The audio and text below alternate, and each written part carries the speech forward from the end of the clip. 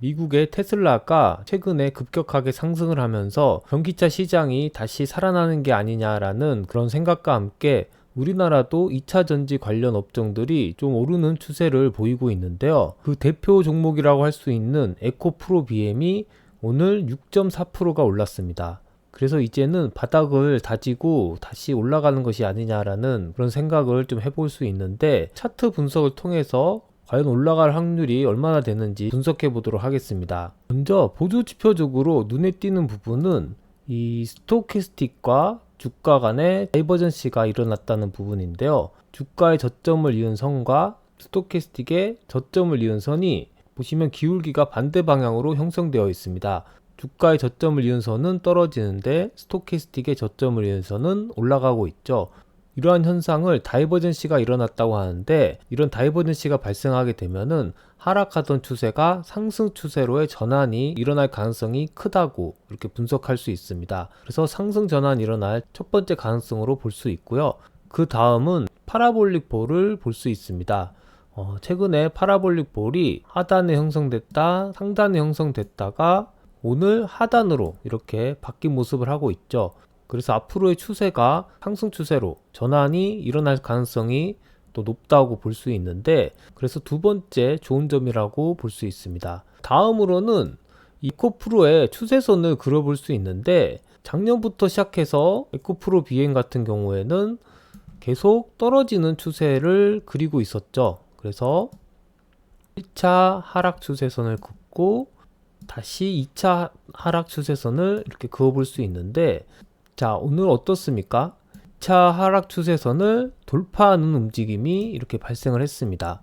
이러한 부분도 상당히 좋은 부분이라고 할 수 있는데요. 단지 거래량이 조금 적다는 부분이 아쉬운 부분이긴 한데, 그래도 양봉으로 돌파했다는 부분은 좋은 점이라고 볼 수 있습니다.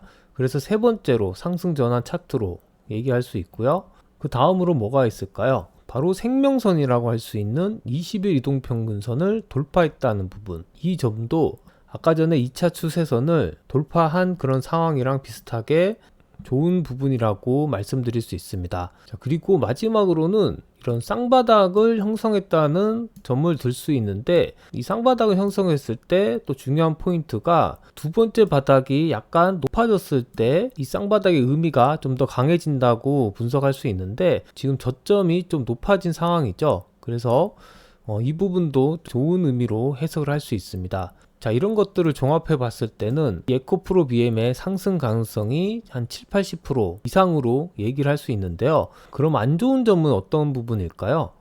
제가 항상 얘기했던 수급선이라고 하죠. 60일 이동평균선이 아직 하락하고 있다는 부분이 좀 안 좋은 부분으로 들 수 있을 것 같습니다. 자, 수급선은 최근에 수급 상황을 좀 참고해 보면 더 도움이 될 텐데요. 최근에 외국인이 계속 사모으고 있고 기관도 또 사모으고 있습니다. 날짜별을 봤을 때 3주 전부터 조금씩 계속 매수 수량을 늘려가고 있는데, 외국인과 기관 동시에 매수세가 들어온다는 게 상당히 좋은 점이라고 할 수 있고, 이 추세를 계속 유지한다면은 아까 전에 말씀드렸던 60일 이동평균선도 하락 추세에서 상승 추세로 전환을 할 수 있을 것입니다.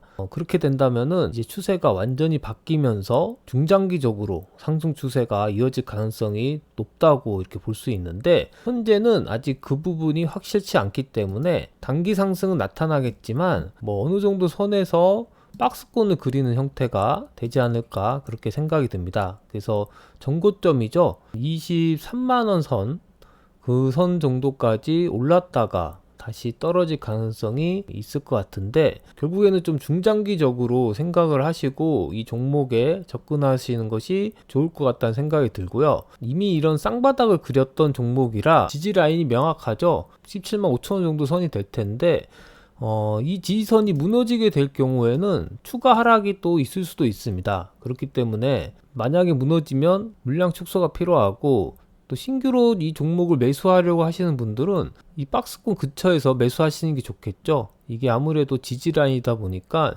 쉽게 무너지진 않을 겁니다. 그래서 보통의 경우에는 박스권을 한 3번 정도 파형을 그리다가 박스권 돌파를 하면서 다시 상승을 하게 될 텐데, 그래서 앞으로의 추이를 좀 지켜보면서 매매가 필요한 그런 종목인 것 같습니다. 에코프로 BM의 재무제표를 좀 살펴보면 매출액이 늘다가 이번 연도부터는 좀 매출액이 주는 모습을 보이고 있습니다. 그래서 영업이익도 좀 줄어들고 있는데, 이렇게 매출액이 줄어드는 경우가 회사 입장에서는 좀 안 좋은 경우에 해당되는데요. 결국 어떤 돌파구가 나와야지 다시 매출이 상승을 하게 될 텐데, 향후 전기차 시장의 전망이 과연 어떻게 될지 좀 주시를 할 필요가 있고요. 뭐 차트 흐름이 반드시 이런 재무제표를 따라 움직이는 건 아니긴 하지만, 또 장기적으로 살펴보면은 언젠가는 회사의 가치에 또 따라하기 마련이라 이 매출액의 움직임도 주시를 해볼 필요가 있을 것 같습니다. 그래서 결론적으로는 단기 상승은 나올 것 같지만 좀 중장기적인 흐름은 좀 더 지켜봐야 되지 않을까, 그런 생각이 듭니다. 그래서 이 종목에 관심이 있으신 분들은 좀 여유를 가지고 조금씩 투자하는 식으로 생각을 하셨으면 좋겠고요.